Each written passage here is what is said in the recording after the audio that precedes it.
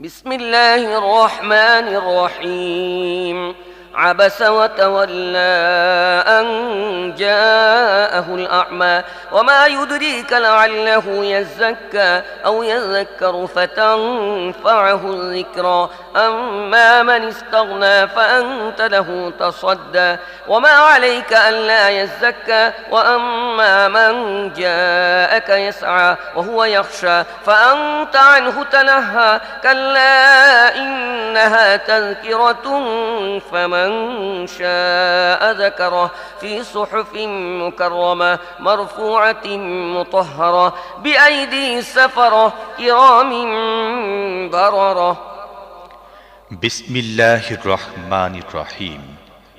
ভ্রু কুঁচকালো ও মুখ ফিরিয়ে নিল, কারণ সেই অন্ধটি তার কাছে এসেছে। তুমি কি জানো, হয়তো সে শুধরে যেত অথবা উপদেশের প্রতি মনোযোগী হতো এবং উপদেশ দেয়া তার জন্য উপকারী হতো।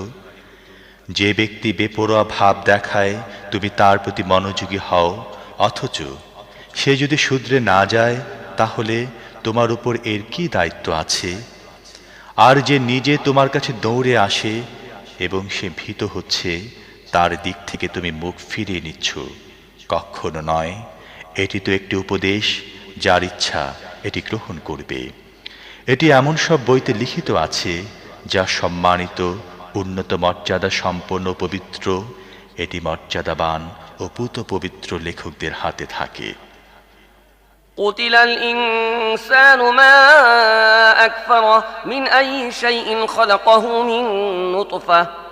من نطفة خلقه فقدره ثم السبيل يسره ثم أماته فأقبره ثم إذا شاء أنشره كلا لما يقض ما أمره فلينظر الإنسان إلى طعامه أنا صببنا الماء صبا ثم شققنا الأرض شقا فأنبتنا فيها حبا وعنبا وقضبا وزيتونا ونخلا وحدائق غلبا وفاكهة وأبا متاعا لكم ولأنعامكم। লানত মানুষের প্রতি, সে কত বড় সত্য অস্বীকারী। কোন জিনিস থেকে আল্লাহ তাকে সৃষ্টি করেছেন? এক বিন্দু শুক্র থেকে।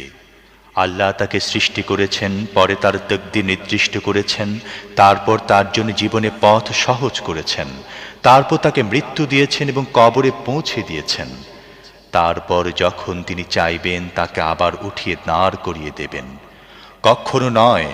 আল্লাহ তাকে যে কর্তব্য পালন করার হুকুম দিয়েছিলেন তা সে পালন করেনি।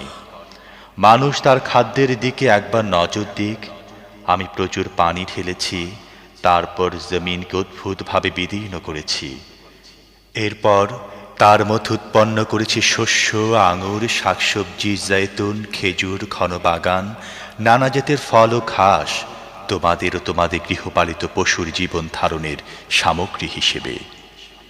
فإذا جاءت الصاخة يوم يفر المرء من أخيه وأمه وأبيه وصاحبته وبنيه لكل امرئ منهم يومئذ شأن يغنيه وجوه يومئذ مسفرة ضاحكة مستبشرة ووجوه يومئذ عليها غبرة ترهقها قترة أولئك هم الكفرة الفجرة। অবশেষে যখন সেই কান ফাটানো আওয়াজ আসবে, যেদিন মানুষ পালাতে থাকবে নিজের ভাই, মা, বাপ, স্ত্রী ও ছেলে মেয়েদের থেকে, তাদের প্রত্যেকে সেদিন এমন কঠিন সময়ের মুখোমুখি হবে যে নিজের ছাড়া আর কারো কথা তার মনে থাকবে না। সেদিন কতক চেহারা উজ্জ্বল হয়ে উঠবে, হাসি মুখ ও খুশিতে ডগবগ করবে।